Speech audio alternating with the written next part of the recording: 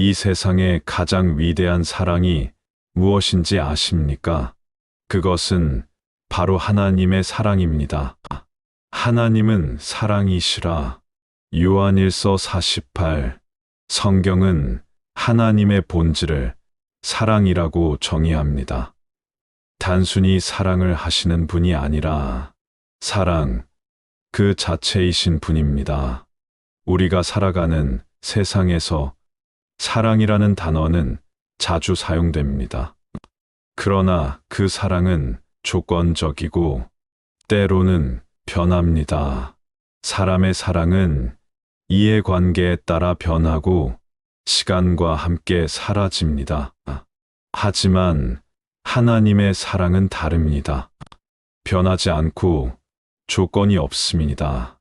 우리가 아직 죄인 되었을 때 하나님은 우리를 위해 독생자 예수 그리스도를 보내셨습니다.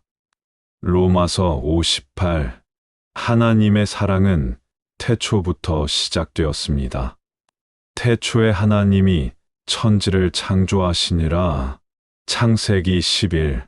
하나님은 우주를 창조하시고 인간을 창조하시며 모든 것을 사랑으로 준비하셨습니다. 우리가 호흡하는 공기, 마시는 물, 바라보는 하늘, 모두 사랑의 선물입니다. 가장 큰 사랑은 어디에서 나타났을까요?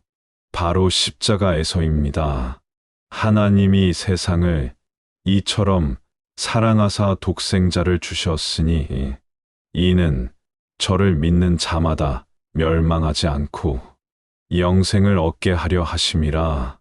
요한복음 316. 이 구절은 하나님의 사랑의 본질을 보여줍니다. 하나님은 단지 말씀으로만 사랑을 표현하지 않으셨습니다. 그분은 자신의 아들을 내어주셨습니다. 우리를 살리기 위해 자신의 생명을 포기하는 희생적 사랑을 보여주셨습니다. 가장 위대한 사랑, 십자가에서. 하나님의 사랑은 과거의 이야기가 아닙니다. 그 사랑은 지금도 우리 삶 속에서 계속되고 있습니다. 우리가 힘들 때 위로하시고 넘어질 때 다시 일으켜 세우시는 그분의 손길은 사랑입니다. 기도할 때 응답하시고 길을 잃을 때 인도하시는 것도 사랑입니다. 내가 하나님의 사랑을 느꼈던 순간은 언제였는가? 나는 그 사랑에 어떻게 응답하고 있는가? 화면, 찬란한 빛이 어둠을 가르고 그 사랑은 끝이 없습니다. 오늘도 하나님은 당신을 사랑합니다. 사람은 누군가의 실수를 보면 그 사람의 과거부터 바라봅니다. 저 사람은 그런 사람이야. 한 번의 실수가 그 사람의 이름이 되고 한 번의 실패가 그 사람의 인생 전체를 설명하는 것처럼 여겨질 때도 있습니다. 하지만 예수님의 사랑은 달랐습니다. 성경에는 가늠하다가 현장에서 붙잡힌 한 여인의 이야기가 나옵니다. 사람들은 그 여인을 예수님 앞에 끌고 왔습니다. 그리고 말했습니다. 이 여자는 죄를 지었습니다. 그들의 관심은 그 여인이 어떻게 살아갈 것인가가 아니었습니다. 어떻게 벌을 받을 것인가였습니다.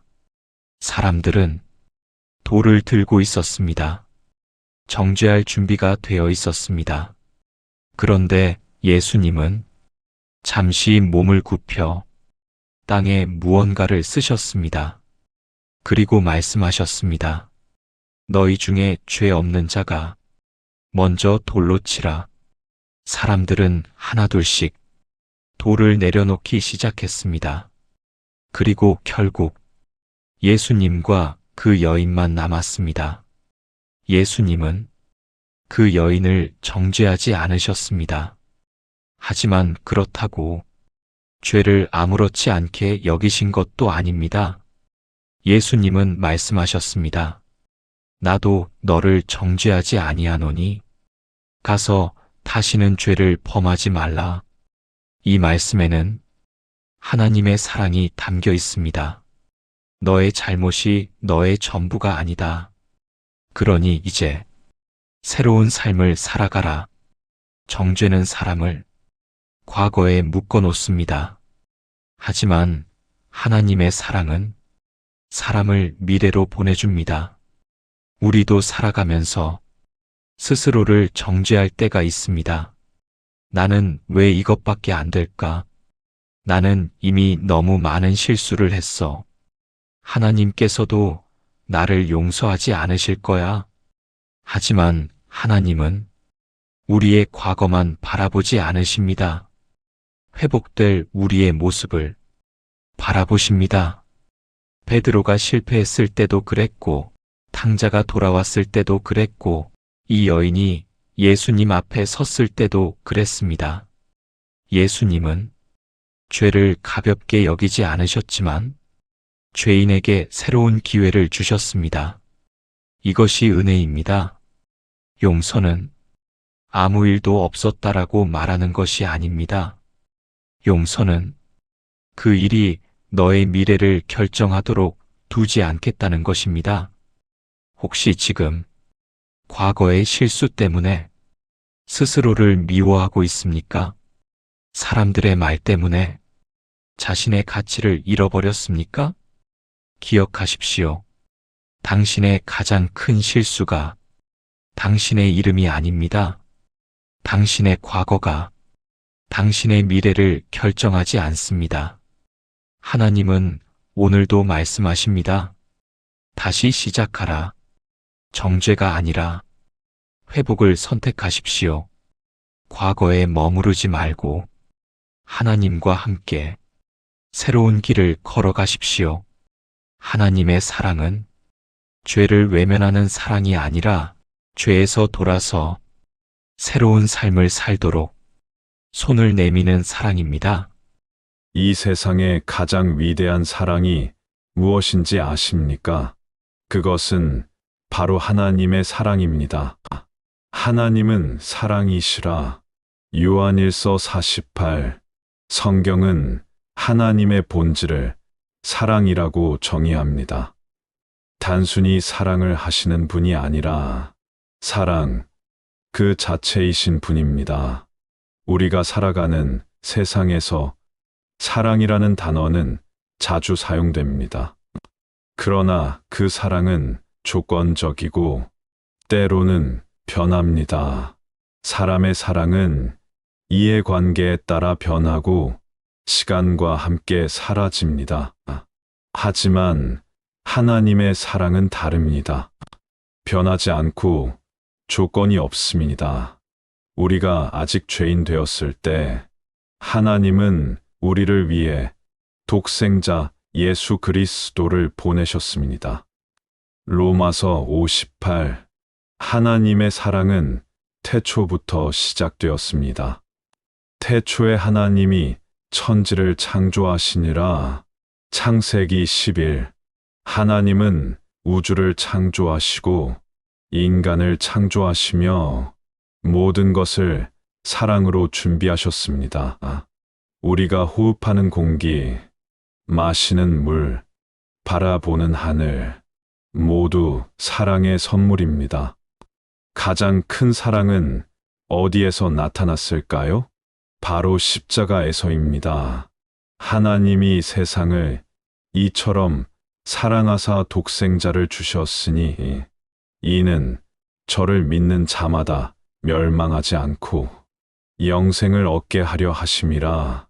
요한복음 316. 이 구절은 하나님의 사랑의 본질을 보여줍니다. 하나님은 단지 말씀으로만 사랑을 표현하지 않으셨습니다. 그분은 자신의 아들을 내어주셨습니다. 우리를 살리기 위해 자신의 생명을 포기하는 희생적 사랑을 보여주셨습니다. 가장 위대한 사랑, 십자가에서 하나님의 사랑은 과거의 이야기가 아닙니다. 그 사랑은 지금도 우리 삶 속에서 계속되고 있습니다. 우리가 힘들 때 위로하시고 넘어질 때 다시 일으켜 세우시는 그분의 손길은 사랑입니다. 기도할 때 응답하시고 길을 잃을 때 인도하시는 것도 사랑입니다. 내가 하나님의 사랑을 느꼈던 순간은 언제였는가? 나는 그 사랑에 어떻게 응답하고 있는가? 화면, 찬란한 빛이 어둠을 가르고 그 사랑은 끝이 없습니다. 오늘도 하나님은 당신을 사랑합니다. 사람은 누군가의 실수를 보면 그 사람의 과거부터 바라봅니다. 저 사람은 그런 사람이야. 한 번의 실수가 그 사람의 이름이 되고 한 번의 실패가 그 사람의 인생 전체를 설명하는 것처럼 여겨질 때도 있습니다. 하지만 예수님의 사랑은 달랐습니다. 성경에는 가늠하다가 현장에서 붙잡힌 한 여인의 이야기가 나옵니다. 사람들은 그 여인을 예수님 앞에 끌고 왔습니다. 그리고 말했습니다. 이 여자는 죄를 지었습니다. 그들의 관심은 그 여인이 어떻게 살아갈 것인가가 아니었습니다. 어떻게 벌을 받을 것인가였습니다. 사람들은 돌을 들고 있었습니다. 정죄할 준비가 되어 있었습니다. 그런데 예수님은 잠시 몸을 굽혀 땅에 무언가를 쓰셨습니다. 그리고 말씀하셨습니다. 너희 중에 죄 없는 자가 먼저 돌로 치라. 사람들은 하나둘씩 돌을 내려놓기 시작했습니다. 그리고 결국 예수님과 그 여인만 남았습니다. 예수님은 그 여인을 정죄하지 않으셨습니다. 하지만 그렇다고 죄를 아무렇지 않게 여기신 것도 아닙니다. 예수님은 말씀하셨습니다.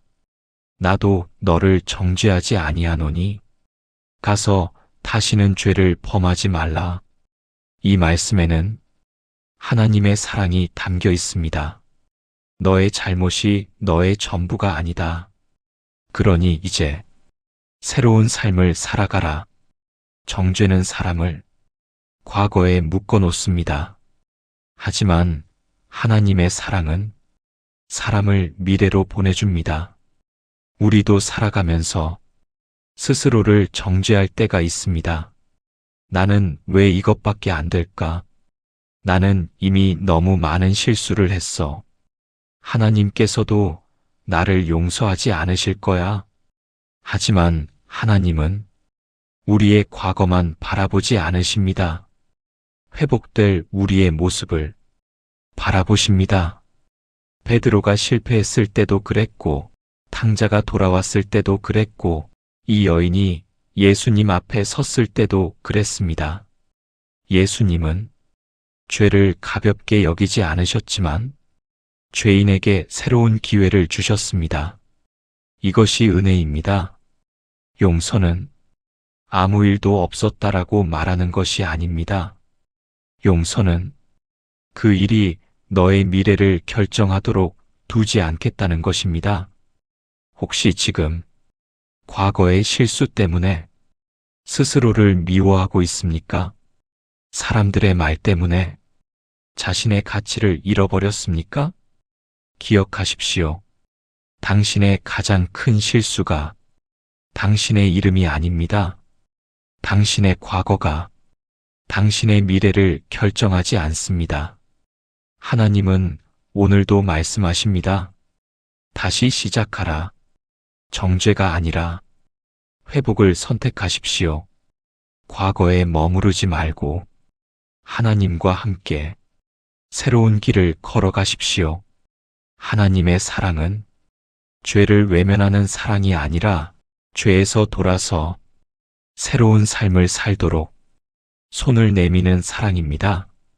이 세상의 가장 위대한 사랑이 무엇인지 아십니까? 그것은 바로 하나님의 사랑입니다. 하나님은 사랑이시라 요한일서 48. 성경은 하나님의 본질을 사랑이라고 정의합니다. 단순히 사랑을 하시는 분이 아니라 사랑 그 자체이신 분입니다. 우리가 살아가는 세상에서 사랑이라는 단어는 자주 사용됩니다. 그러나 그 사랑은 조건적이고 때로는 변합니다. 사람의 사랑은 이해관계에 따라 변하고 시간과 함께 사라집니다.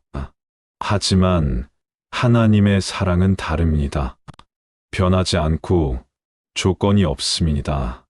우리가 아직 죄인 되었을 때 하나님은 우리를 위해 독생자 예수 그리스도를 보내셨습니다. 로마서 58. 하나님의 사랑은 태초부터 시작되었습니다. 태초에 하나님이 천지를 창조하시니라. 창세기 11. 하나님은 우주를 창조하시고 인간을 창조하시며 모든 것을 사랑으로 준비하셨습니다. 우리가 호흡하는 공기, 마시는 물, 바라보는 하늘, 모두 사랑의 선물입니다. 가장 큰 사랑은 어디에서 나타났을까요? 바로 십자가에서입니다. 하나님이 세상을 이처럼 사랑하사 독생자를 주셨으니 이는 저를 믿는 자마다 멸망하지 않고 영생을 얻게 하려 하심이라. 요한복음 316. 이 구절은 하나님의 사랑의 본질을 보여줍니다. 하나님은 단지 말씀으로만 사랑을 표현하지 않으셨습니다. 그분은 자신의 아들을 내어주셨습니다. 우리를 살리기 위해 자신의 생명을 포기하는 희생적 사랑을 보여주셨습니다. 가장 위대한 사랑, 십자가에서. 하나님의 사랑은 과거의 이야기가 아닙니다. 그 사랑은 지금도 우리 삶 속에서 계속되고 있습니다. 우리가 힘들 때 위로하시고 넘어질 때 다시 일으켜 세우시는 그분의 손길은 사랑입니다. 기도할 때 응답하시고 길을 잃을 때 인도하시는 것도 사랑입니다. 내가 하나님의 사랑을 느꼈던 순간은 언제였는가? 나는 그 사랑에 어떻게 응답하고 있는가? 화면, 찬란한 빛이 어둠을 가르고 그 사랑은 끝이 없습니다. 오늘도 하나님은 당신을 사랑합니다. 사람은 누군가의 실수를 보면 그 사람의 과거부터 바라봅니다. 저 사람은 그런 사람이야. 한 번의 실수가 그 사람의 이름이 되고 한 번의 실패가 그 사람의 인생 전체를 설명하는 것처럼 여겨질 때도 있습니다. 하지만 예수님의 사랑은 달랐습니다. 성경에는 가늠하다가 현장에서 붙잡힌 한 여인의 이야기가 나옵니다. 사람들은 그 여인을 예수님 앞에 끌고 왔습니다. 그리고 말했습니다. 이 여자는 죄를 지었습니다. 그들의 관심은 그 여인이 어떻게 살아갈 것인가가 아니었습니다. 어떻게 벌을 받을 것인가였습니다. 사람들은 돌을 들고 있었습니다. 정죄할 준비가 되어 있었습니다. 그런데 예수님은 잠시 몸을 굽혀 땅에 무언가를 쓰셨습니다. 그리고 말씀하셨습니다. 너희 중에 죄 없는 자가 먼저 돌로 치라. 사람들은 하나둘씩 돌을 내려놓기 시작했습니다. 그리고 결국 예수님과 그 여인만 남았습니다. 예수님은 그 여인을 정죄하지 않으셨습니다. 하지만 그렇다고 죄를 아무렇지 않게 여기신 것도 아닙니다. 예수님은 말씀하셨습니다. 나도 너를 정죄하지 아니하노니 가서 다시는 죄를 범하지 말라. 이 말씀에는 하나님의 사랑이 담겨 있습니다. 너의 잘못이 너의 전부가 아니다. 그러니 이제 새로운 삶을 살아가라. 정죄는 사람을 과거에 묶어 놓습니다. 하지만 하나님의 사랑은 사람을 미래로 보내줍니다. 우리도 살아가면서 스스로를 정죄할 때가 있습니다. 나는 왜 이것밖에 안 될까? 나는 이미 너무 많은 실수를 했어. 하나님께서도 나를 용서하지 않으실 거야. 하지만 하나님은 우리의 과거만 바라보지 않으십니다. 회복될 우리의 모습을 바라보십니다. 베드로가 실패했을 때도 그랬고, 탕자가 돌아왔을 때도 그랬고, 이 여인이 예수님 앞에 섰을 때도 그랬습니다. 예수님은 죄를 가볍게 여기지 않으셨지만, 죄인에게 새로운 기회를 주셨습니다. 이것이 은혜입니다. 용서는 아무 일도 없었다라고 말하는 것이 아닙니다. 용서는 그 일이 너의 미래를 결정하도록 두지 않겠다는 것입니다. 혹시 지금 과거의 실수 때문에 스스로를 미워하고 있습니까? 사람들의 말 때문에 자신의 가치를 잃어버렸습니까? 기억하십시오. 당신의 가장 큰 실수가 당신의 이름이 아닙니다.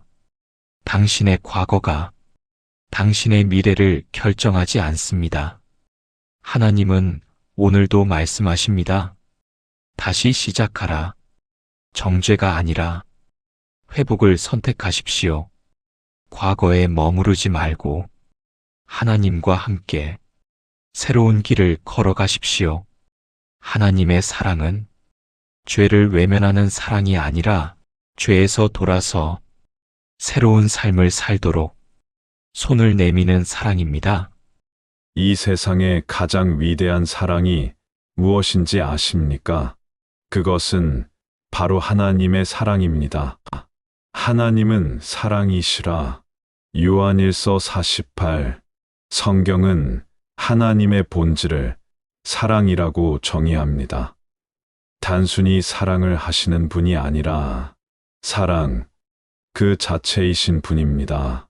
우리가 살아가는 세상에서 사랑이라는 단어는 자주 사용됩니다. 그러나 그 사랑은 조건적이고 때로는 변합니다. 사람의 사랑은 이해관계에 따라 변하고 시간과 함께 사라집니다. 하지만 하나님의 사랑은 다릅니다. 변하지 않고 조건이 없습니다. 우리가 아직 죄인 되었을 때 하나님은 우리를 위해 독생자 예수 그리스도를 보내셨습니다. 로마서 58. 하나님의 사랑은 태초부터 시작되었습니다. 태초에 하나님이 천지를 창조하시니라. 창세기 11.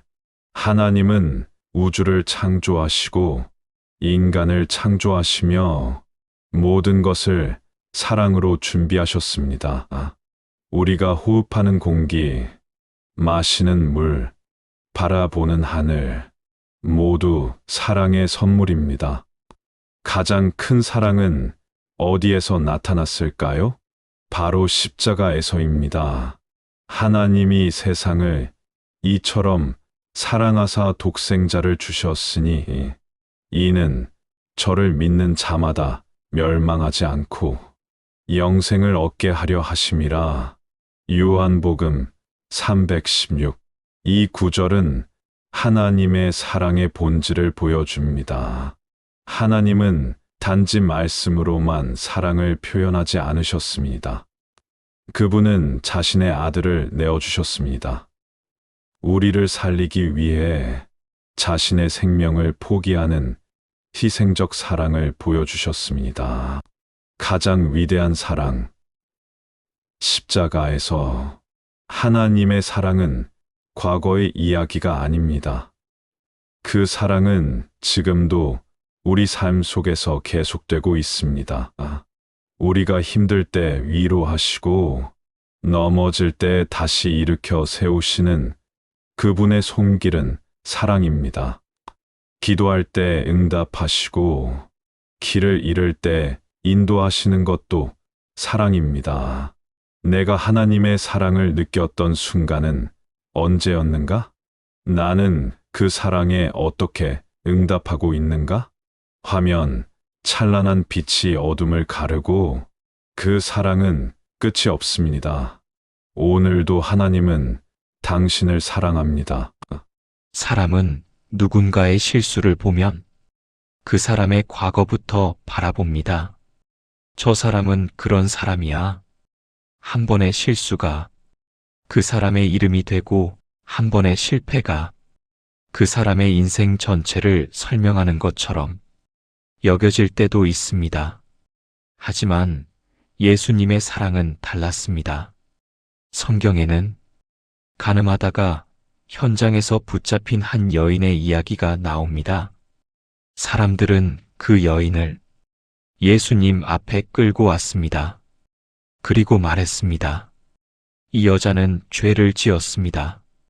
그들의 관심은 그 여인이 어떻게 살아갈 것인가가 아니었습니다. 어떻게 벌을 받을 것인가였습니다. 사람들은 돌을 들고 있었습니다. 정죄할 준비가 되어 있었습니다. 그런데 예수님은 잠시 몸을 굽혀 땅에 무언가를 쓰셨습니다. 그리고 말씀하셨습니다. 너희 중에 죄 없는 자가 먼저 돌로 치라. 사람들은 하나둘씩 돌을 내려놓기 시작했습니다. 그리고 결국 예수님과 그 여인만 남았습니다. 예수님은 그 여인을 정죄하지 않으셨습니다. 하지만 그렇다고 죄를 아무렇지 않게 여기신 것도 아닙니다. 예수님은 말씀하셨습니다. 나도 너를 정죄하지 아니하노니 가서 다시는 죄를 범하지 말라. 이 말씀에는 하나님의 사랑이 담겨 있습니다. 너의 잘못이 너의 전부가 아니다. 그러니 이제 새로운 삶을 살아가라. 정죄는 사람을 과거에 묶어놓습니다. 하지만 하나님의 사랑은 사람을 미래로 보내줍니다. 우리도 살아가면서 스스로를 정죄할 때가 있습니다. 나는 왜 이것밖에 안 될까? 나는 이미 너무 많은 실수를 했어. 하나님께서도 나를 용서하지 않으실 거야. 하지만 하나님은 우리의 과거만 바라보지 않으십니다. 회복될 우리의 모습을 바라보십니다. 베드로가 실패했을 때도 그랬고, 탕자가 돌아왔을 때도 그랬고, 이 여인이 예수님 앞에 섰을 때도 그랬습니다. 예수님은 죄를 가볍게 여기지 않으셨지만 죄인에게 새로운 기회를 주셨습니다. 이것이 은혜입니다. 용서는 아무 일도 없었다라고 말하는 것이 아닙니다. 용서는 그 일이 너의 미래를 결정하도록 두지 않겠다는 것입니다. 혹시 지금 과거의 실수 때문에 스스로를 미워하고 있습니까? 사람들의 말 때문에 자신의 가치를 잃어버렸습니까? 기억하십시오. 당신의 가장 큰 실수가 당신의 이름이 아닙니다. 당신의 과거가 당신의 미래를 결정하지 않습니다. 하나님은 오늘도 말씀하십니다. 다시 시작하라. 정죄가 아니라 회복을 선택하십시오. 과거에 머무르지 말고 하나님과 함께 새로운 길을 걸어가십시오. 하나님의 사랑은 죄를 외면하는 사랑이 아니라 죄에서 돌아서 새로운 삶을 살도록 손을 내미는 사랑입니다. 이 세상의 가장 위대한 사랑이 무엇인지 아십니까? 그것은 바로 하나님의 사랑입니다. 하나님은 사랑이시라. 요한일서 48. 성경은 하나님의 본질을 사랑이라고 정의합니다. 단순히 사랑을 하시는 분이 아니라 사랑, 그 자체이신 분입니다. 우리가 살아가는 세상에서 사랑이라는 단어는 자주 사용됩니다. 그러나 그 사랑은 조건적이고 때로는 변합니다. 사람의 사랑은 이해관계에 따라 변하고 시간과 함께 사라집니다. 하지만 하나님의 사랑은 다릅니다. 변하지 않고 조건이 없습니다. 우리가 아직 죄인 되었을 때 하나님은 우리를 위해 독생자 예수 그리스도를 보내셨습니다. 로마서 58. 하나님의 사랑은 태초부터 시작되었습니다. 태초에 하나님이 천지를 창조하시니라. 창세기 11. 하나님은 우주를 창조하시고 인간을 창조하시며 모든 것을 사랑으로 준비하셨습니다. 우리가 호흡하는 공기, 마시는 물, 바라보는 하늘, 모두 사랑의 선물입니다. 가장 큰 사랑은 어디에서 나타났을까요? 바로 십자가에서입니다. 하나님이 세상을 이처럼 사랑하사 독생자를 주셨으니 이는 저를 믿는 자마다 멸망하지 않고 영생을 얻게 하려 하심이라. 요한복음 316. 이 구절은 하나님의 사랑의 본질을 보여줍니다. 하나님은 단지 말씀으로만 사랑을 표현하지 않으셨습니다. 그분은 자신의 아들을 내어주셨습니다.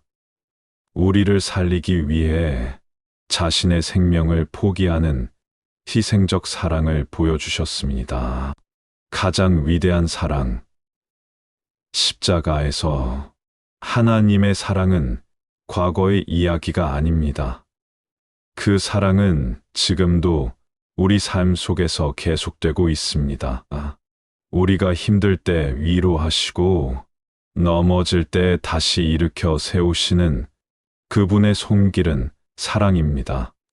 기도할 때 응답하시고 길을 잃을 때 인도하시는 것도 사랑입니다. 내가 하나님의 사랑을 느꼈던 순간은 언제였는가? 나는 그 사랑에 어떻게 응답하고 있는가? 화면, 찬란한 빛이 어둠을 가르고 그 사랑은 끝이 없습니다.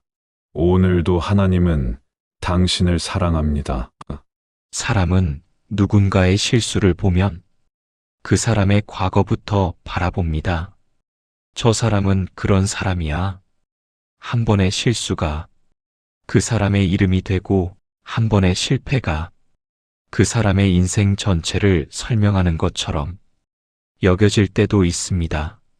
하지만 예수님의 사랑은 달랐습니다.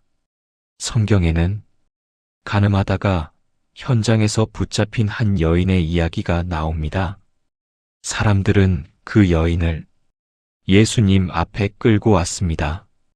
그리고 말했습니다. 이 여자는 죄를 지었습니다. 그들의 관심은 그 여인이 어떻게 살아갈 것인가가 아니었습니다. 어떻게 벌을 받을 것인가였습니다. 사람들은 돌을 들고 있었습니다. 정죄할 준비가 되어 있었습니다. 그런데 예수님은 잠시 몸을 굽혀 땅에 무언가를 쓰셨습니다. 그리고 말씀하셨습니다. 너희 중에 죄 없는 자가 먼저 돌로 치라. 사람들은 하나둘씩 돌을 내려놓기 시작했습니다. 그리고 결국 예수님과 그 여인만 남았습니다. 예수님은 그 여인을 정죄하지 않으셨습니다. 하지만 그렇다고 죄를 아무렇지 않게 여기신 것도 아닙니다. 예수님은 말씀하셨습니다. 나도 너를 정죄하지 아니하노니 가서 다시는 죄를 범하지 말라. 이 말씀에는 하나님의 사랑이 담겨 있습니다. 너의 잘못이 너의 전부가 아니다.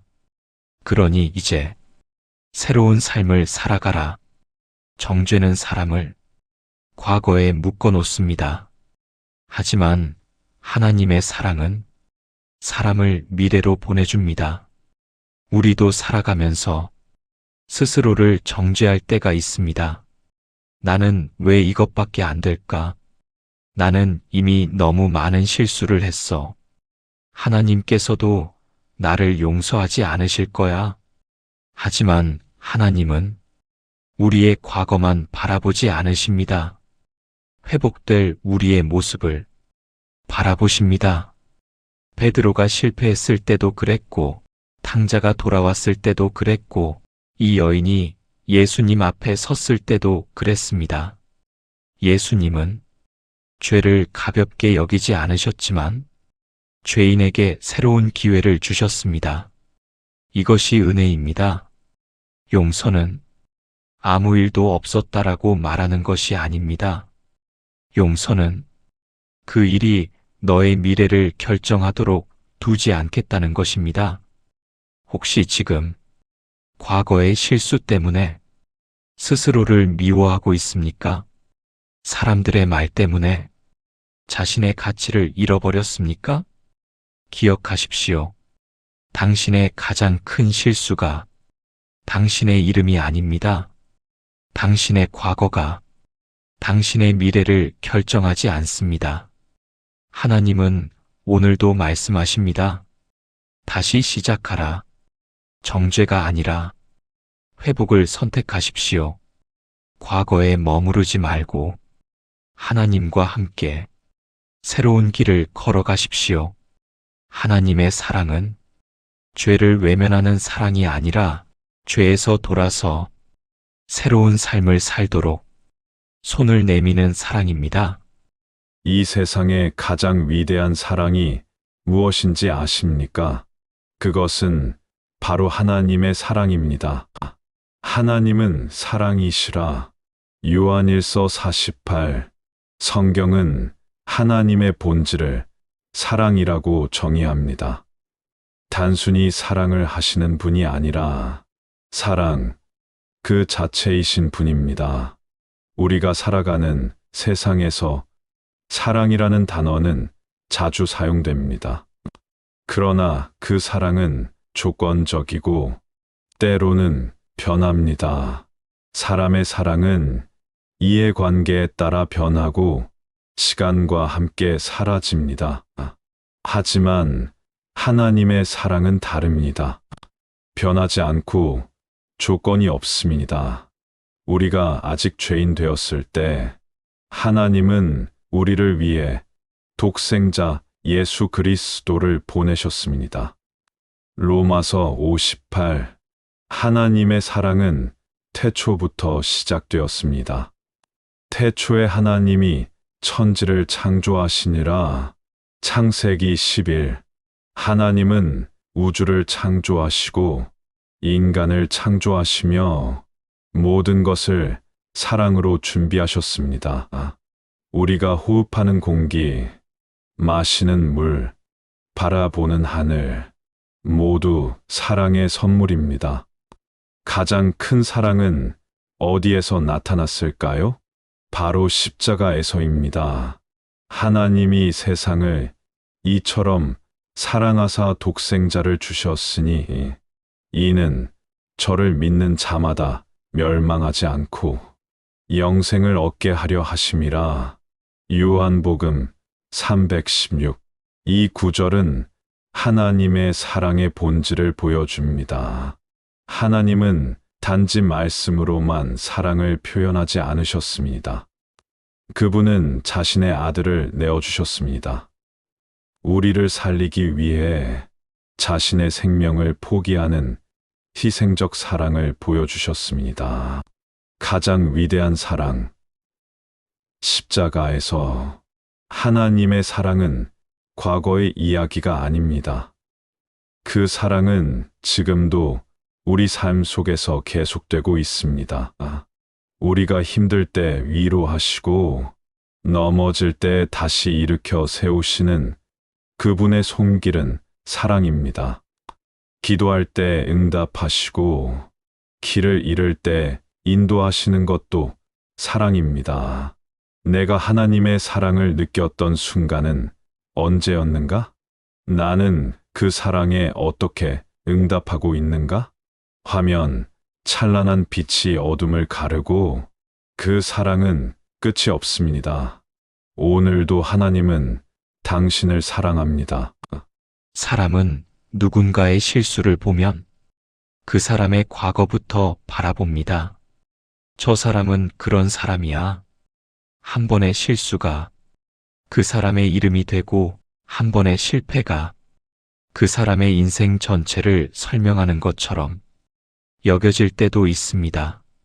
하지만 예수님의 사랑은 달랐습니다.